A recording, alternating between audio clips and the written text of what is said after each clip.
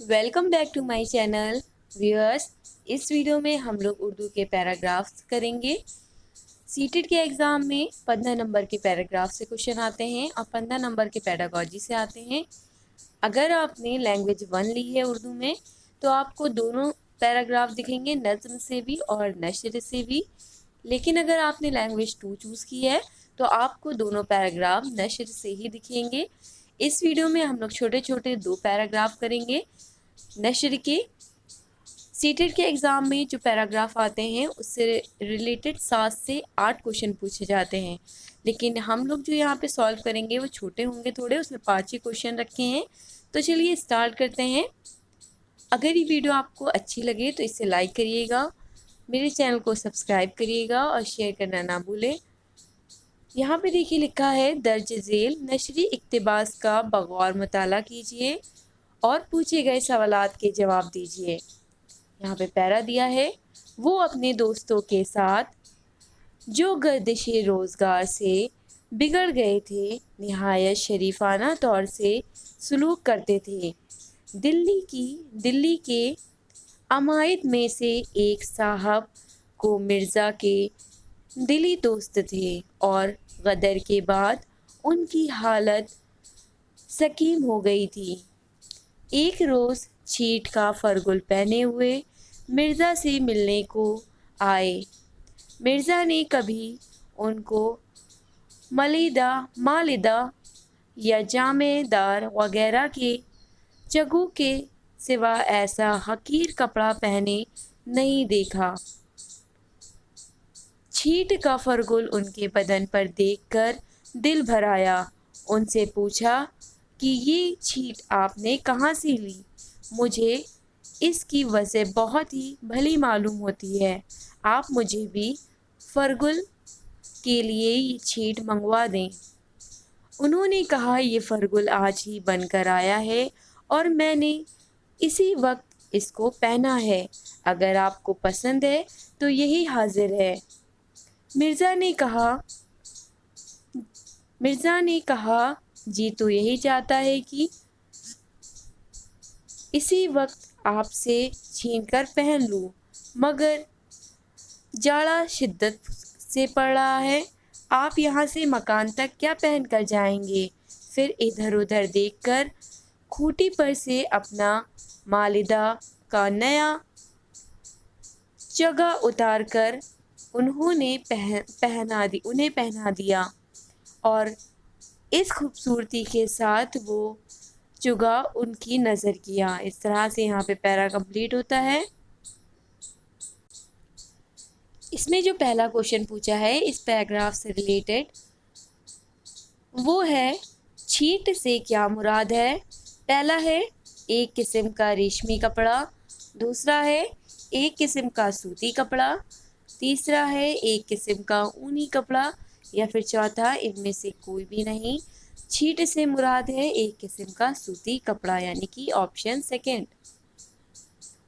अगला है question number 2, गर्दिशे रोज़ से क्या मुराद है? पहला है ज़माने के बदलते हालात, दूसरा है ज़माने के बेहतर हालात, तीसरा है ज़माने की रुसवाइयाँ, चौथा है इनमें से कोई भी नहीं। गर्दिशे रोज़ से मुराद है ज़माने के बदलते हालात, यानी कि ऑप्शन 1 बिल्कुल सही है। क्वेश्चन नंबर 3 है, मालिदा से क्या मुराद है? पहला है एक किस्म का ऊनी कपड़ा, जो कि बिल्कुल सही जवाब है, एक किस्म का ऊनी कपड़ा। सेकंड ऑप्शन दिया था एक किस्म का सूती कपड़ा, थर्ड ऑप्शन दिया था एक किस्म का रेशमी कपड़ा, फोर्थ ऑप्शन दिया था एक किस्म का नायलॉन का कपड़ा।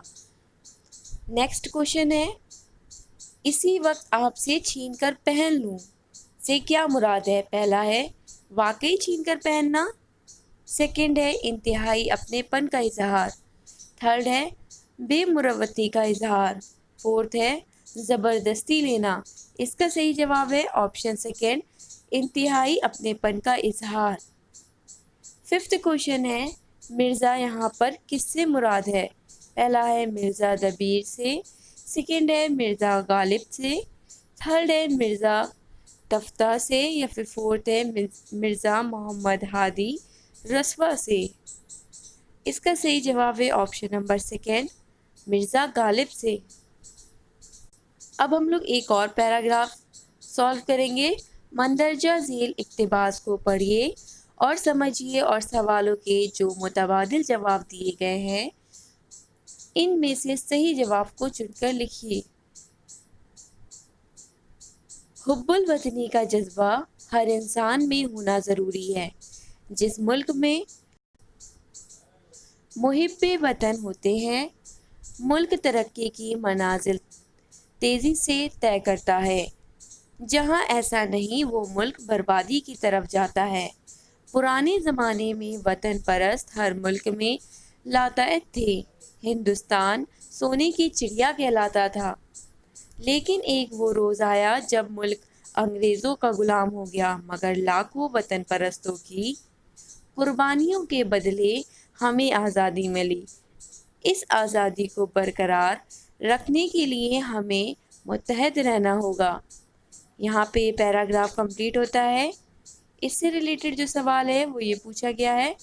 पहला है, कौन सा जज्बा हर इंसान में होना ज़रूरी है? पहला है नफ़रत का, सेकंड ऑप्शन है मोहब्बत का, थर्ड ऑप्शन है गुस्से का, या फिर फोर्थ हुब्बुल वतनी का। तो इसका सही जवाब है ऑप्शन फोर्थ हुब्बुल वतनी का।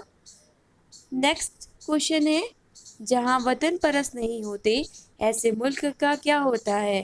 पहला है बारिश होती है, सेकंड है बर्बादी की तरफ जाता है, थर्ड है खेती बाड़ी करता है, या फिर फोर्थ अच्छाई की तरफ जाता है। तो इसका सही जवाब है बर्बादी की तरफ जाता है।